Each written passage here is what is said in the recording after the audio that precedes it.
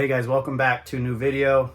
FYI, this video is going to be 100% about my neck, my shoulder issues, the numbness in my hand. I don't know if you guys have been following along. A lot of people on Instagram have shown interest because they're dealing with a lot of the same stuff. So I got my MRI done, and we're going to go over some of the images with you guys. But I wanted to kind of document and share this because I'm blown away how many people on my Instagram are reaching out saying they can relate to the pain and the things that I'm talking about. And I'm no expert, so I brought one. This is my buddy Preston, Dr. Ward, aka Mountain Physio on socials. Yep, exactly. Yeah, no, Eric's been dealing with this, and I thought we wanted to kind of go over a little bit about what he's been dealing with, the different types of pain, definitely MRI, because really to your, to kind of that end, about 30-40% of people will have this, and it's really normal. A lot of these are normal findings and stuff, so you're probably getting a lot of DMs and stuff. Hey, I've got the same thing going on. And they're curious what I'm doing about it because they haven't done anything about it. Right. And so there's some times that we need to be worried, and then there's other times that a lot of these images that we're going to see are just normal. Sometimes it's from an injury, sometimes it's just from everyday life. Okay, first off, as you watch this video, if you're having any kind of these symptoms or pains that I am, and you kind of get like an aha moment, I just want you to know Preston is here to help. Not only if you're local here in Utah, he can do like a virtual assessment kind of thing. Yeah. I'll let you speak on that. So no, yeah, I do a lot of virtual stuff, but it's really, and I have therapists in other parts of the country as well to help out with this. But it's really important to have a specialist kind of walk through some of these things. I've worked with a lot of people who've messaged me as well. Hey, can you just help me understand what this word means when I get an MRI? What do all these terms like radiculopathy and radiculitis and myelopathy mean? And so that's where I'm at. Definitely walking people through, because it's so common to Google search and WebMD everything, which like symptoms can be good, but at the same time it can bring you down a rabbit hole that maybe it's not specific to you and what's going on with your own images. So. Okay. If anyone needs to, again, I feel like I jumped on this pretty early, and even the doctors I've seen are like, all right, we're catching this early. This is not something you want to wait on. This is not something you want to drag out. Just to kind of give you a little backstory, just so I can put it all in kind of one video, I started feeling some shoulder issues. I really was just like, it feels like it's a knot. Preston kind of led me to like leading it, like literally following it up through my trap muscle into my neck. And he was directly like, this is something to do with your neck. But we did some physical therapy sessions. He's got me doing some exercises. But after we did so many things that would help, but I started getting tingling in my fingers was kind of the next phase. I'm like, Preston, dude, I'm getting tingling in my fingers and numbness and weakness in my arm. And that's when he kind of took the ropes to recommend me to kind of take the next step, which was, get an MRI. Yeah, exactly. Yeah, it's important to jump on it quickly. And so that's what we did, and that's what you did, is we jumped on it quickly. We made sure that you were doing some exercises. That's why, as a physical therapist, as a movement specialist, an orthopedic specialist, we really want to jump on the exercises quickly, do some specific stuff. We'll show those today. Yeah. But then part of my job as well is to not only help people feel better, do some soft tissue work, manual therapy exercises, but also direct a lot of the care. And so we recognized it really quickly that, hey, this is not improving as well as we want it to.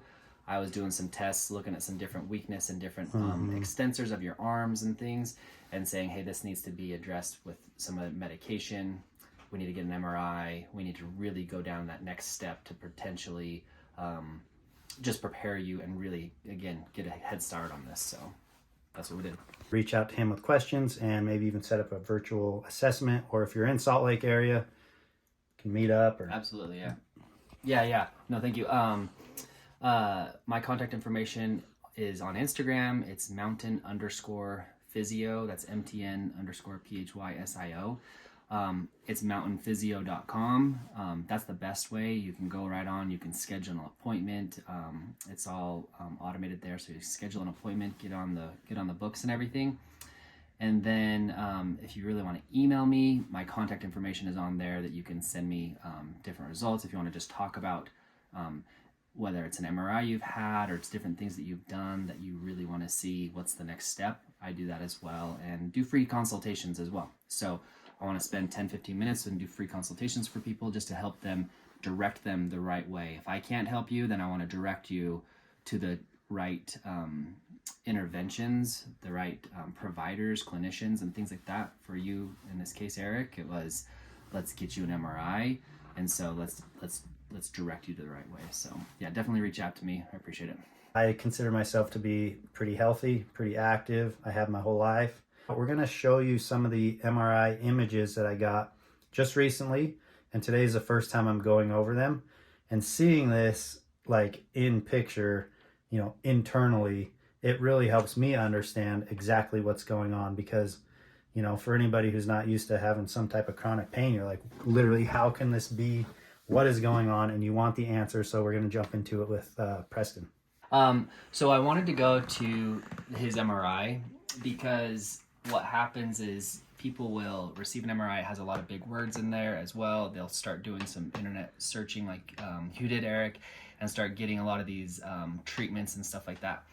A lot of things that we read on here, so I'm going to read a few of the terms, are normal for people's age. So depending, as we age, a normal finding is some arthritis, some degeneration, some narrowing, and things like that. So that's all very normal.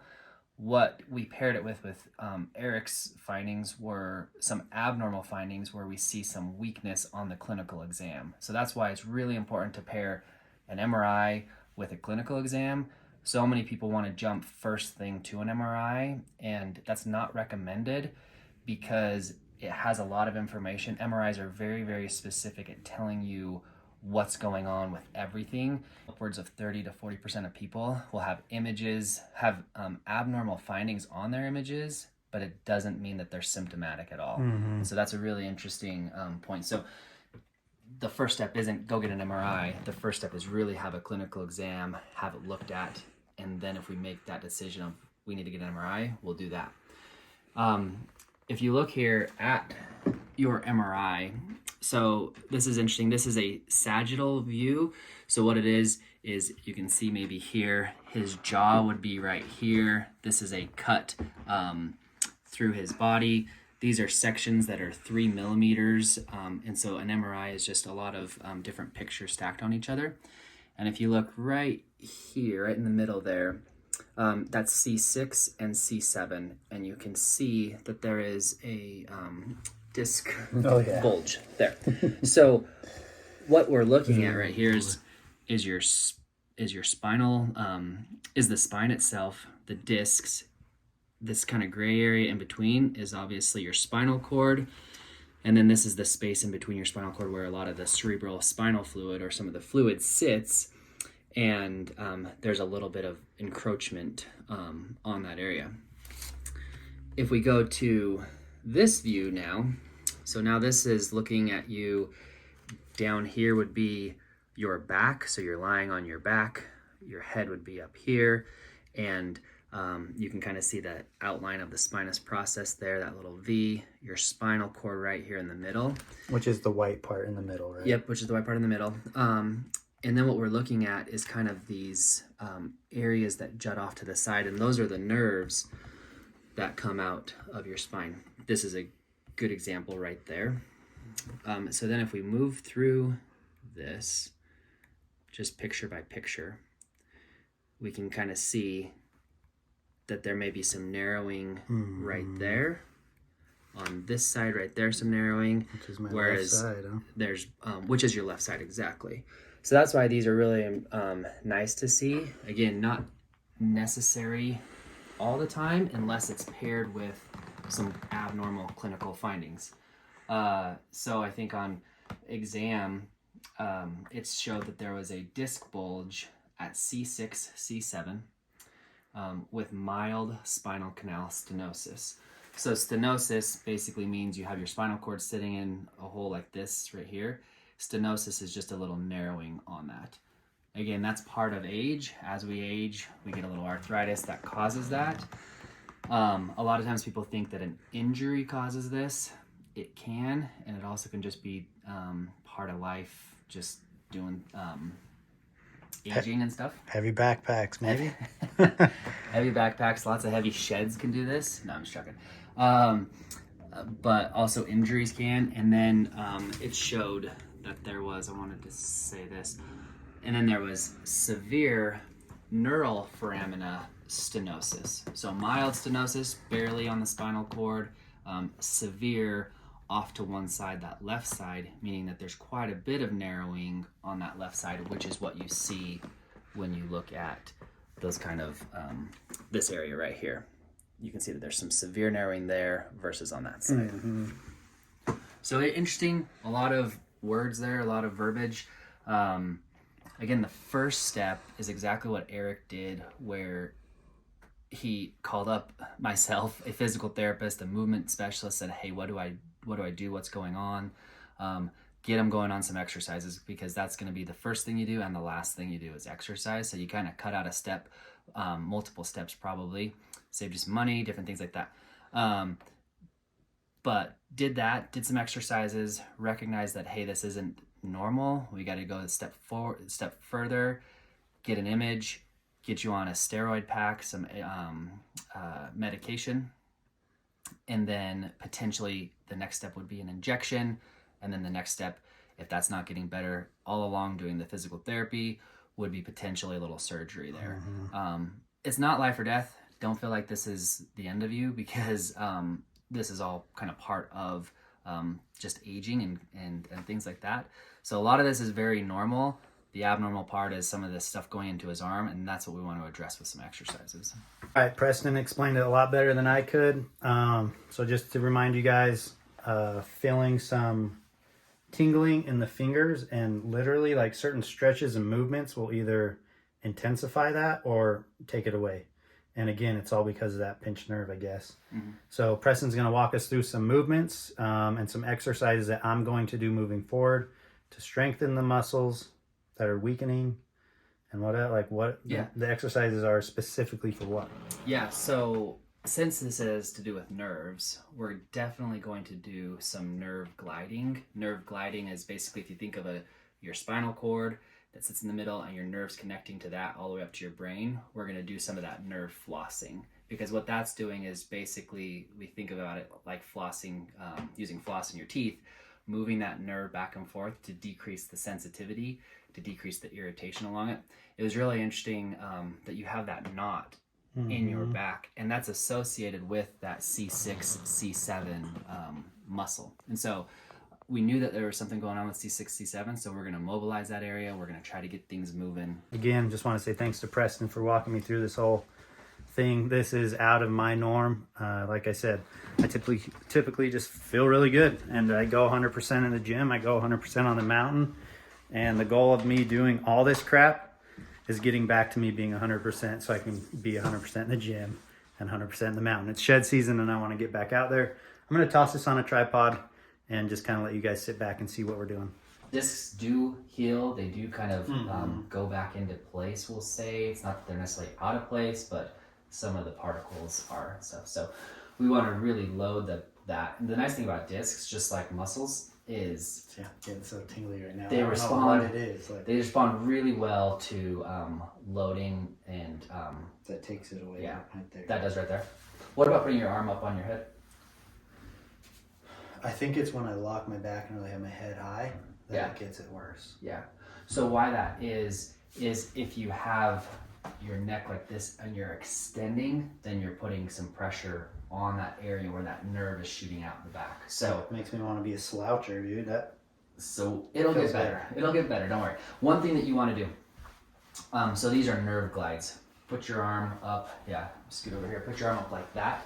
And then what you want to do is extend your hand. You can move your head to the left. You can move your head to the right too. As you do that, where do you feel that? What do you feel? My forearm has like weird tightness. Do it on your other side and see if that's the same.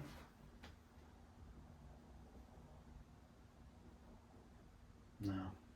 So it's definitely tighter on this. Oh, yeah. So that means those nerves Again, this is that nerve flossing. If we look at the current research and evidence, like nerve flossing, manual therapy to that area, and some exercises, as well as in this case, traction.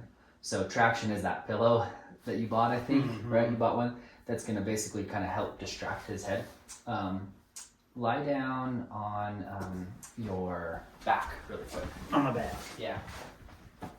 So this is a partner workout, partner stretch, but you can do some traction here, right? So all I have, how does that feel?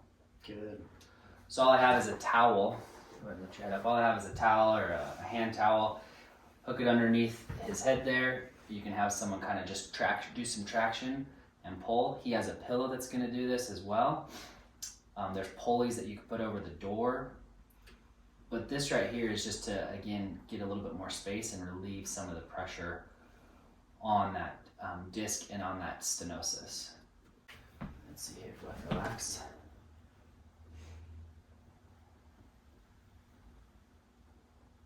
What do you feel there? Stretching my forearm. So this is that nerve gliding that I definitely want you to do. You feel that pop in my shoulder? I did feel that. Kind of always had that I know. weird shoulder, huh? I don't think this has anything to do with your breaking your arm. Really? My arm is so tingly right now. Yeah. Yep. Yeah. So we're just moving this back and forth. I'm going to have this here, and you're going to be pulling forward and extend over the top. So pulling the towel towards, Pulling the towel toward. like towards the wall. Yep. Just strengthening that muscle. So this is a.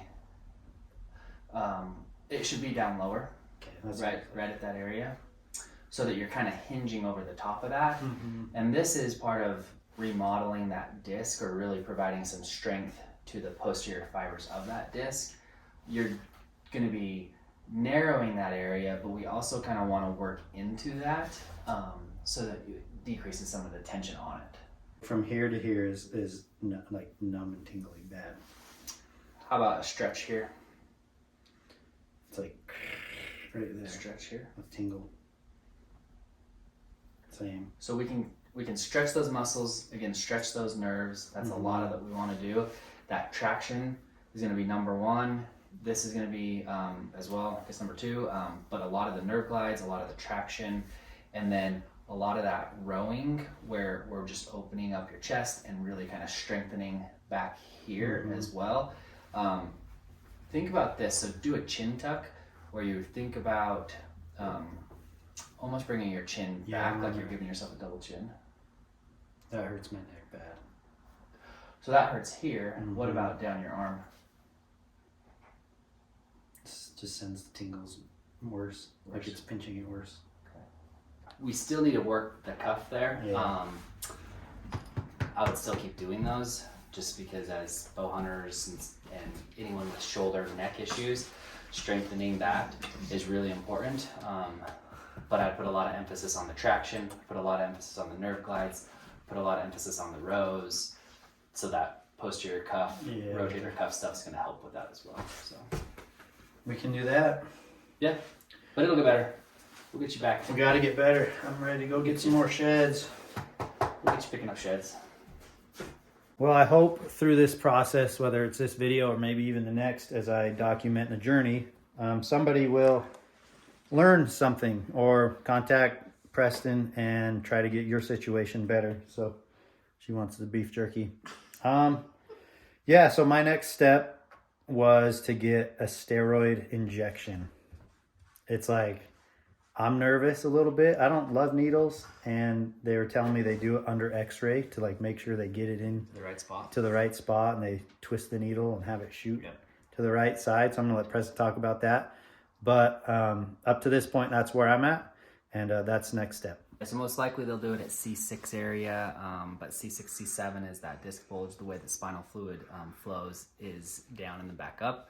And so they'll do it there to try to bathe that entire area full of steroid. Steroid, what it does is it helps with some of the inflammation, some of the swelling, They also kind of usually use kind of a cocktail assortment of drugs. So corticosteroid, some lidocaine, bupivacaine to kind of help with some of the pain. But that's the case. That's what they're gonna do. They sometimes have some other tricks as well, but that's what we're gonna do. Exercise. Exercise. A lot of exercise. We'll continue to work on this. Maybe continue to work on some of those knots and things like that. And the reason why that's happening, those knots, is because you're just really protecting and guarding yourself. Those nerves, C6-7, go down to those specific muscles, and so that's why we're working on those. And then the injection, the medication, ibuprofen if you need to, and then the traction. But this will get better. All right, guys, just cut this video out here in a hotel on my next trip to go look for shed antlers. So a couple things. This same Sunday, episode 1 of Shed Tour goes live on the Hushin channel, so go check that out. Number 2, we're doing the Ultimate Off-Road Package giveaway, giving away a truck, trailer, and a Can-Am. Every dollar spent now till May 9th is an entry to win. That's over at gethushin.com. And again, special thanks to Preston for all his help. And if you found this video interesting, leave me a comment if you guys have had some of the same issues. How did your procedures go? How did your steroid injections go if you got them? Right now, I'm feeling better. Not perfect. Matter of fact, getting that weird tingle is now kind of in the middle of my palm. And that's one thing I'm finding out through this experience is sometimes I have these throbbing pains. It was in my back at first. It was in my forearm, then it moved to my chest, and now I have like this weird pressure in the middle of my palm. I don't understand it. It's got to do with the nerve damage. But yeah, reach out to Preston if you guys have any questions. His information is in the description box. And now that this is over, I'm going to start filming for the weekly vlog. I'll try to get them up as much as I can. Thank you guys for all the support and the kind words. So many people just wishing I get better and hoping that I get better. So I appreciate that, guys. And I'll see you on the next video.